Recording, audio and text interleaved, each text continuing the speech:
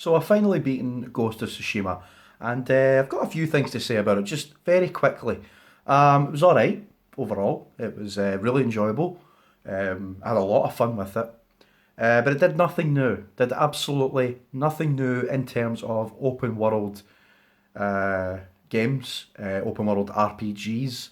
This wasn't really an RPG per se. There was a leveling system, but it was very um, suppressed, very minimalistic, very streamlined. That's the word I'm looking for.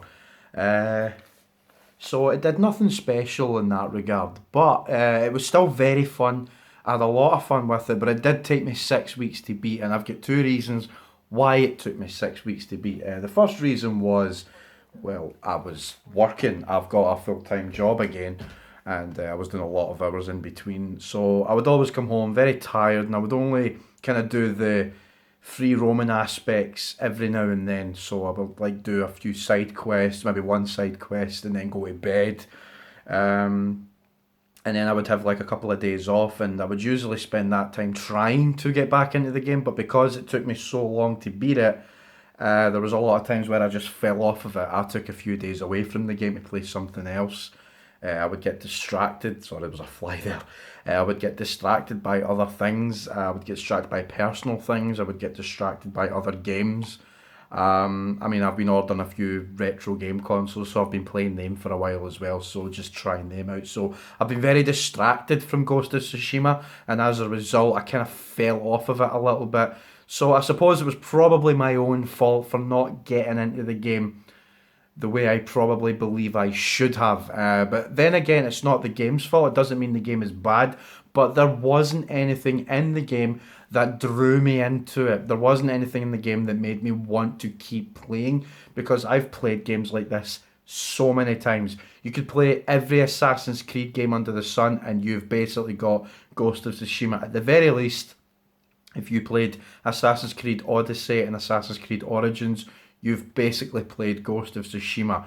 If you've played Horizon Zero Dawn, you've kind of already played Ghost of Tsushima. And the list goes on. It does nothing new. It does nothing groundbreaking. It doesn't innovate.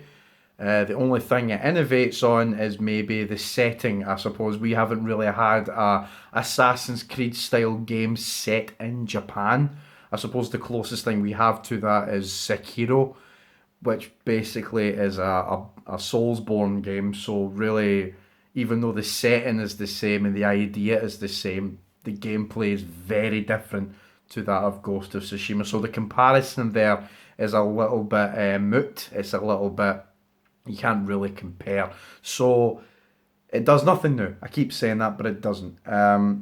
It's now, I'm not sure if the game is a lot shorter than I expected it to be, but I thought that I was very aware of how much story I was consuming while playing it, and I beat it today, and I didn't expect to beat it today.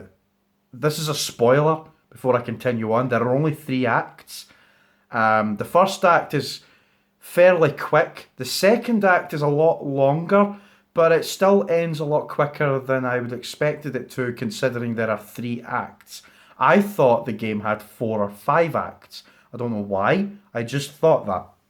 But there are only three acts. It very much follows the 3 act formula that you would see in a movie. So it basically takes the 3 act formula that you would see in a film, and it stretches it out between 15, 20 to 30 hours. I really do not know how long the game took. I don't know how long it took me to beat it, because there is no in-game clock, which is probably a good thing in a way. It means it's something I don't have to worry about, because I very am particular on how long I play my games for.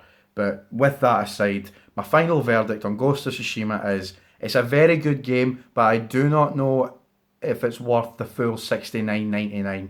I would reckon you wait for a sale. But then again, if you're into open world games where there's a lot of collecting and a lot of list checking, checklists, then I would say it's worth your money. But for me, it's too much, too long, and I would rather play smaller games.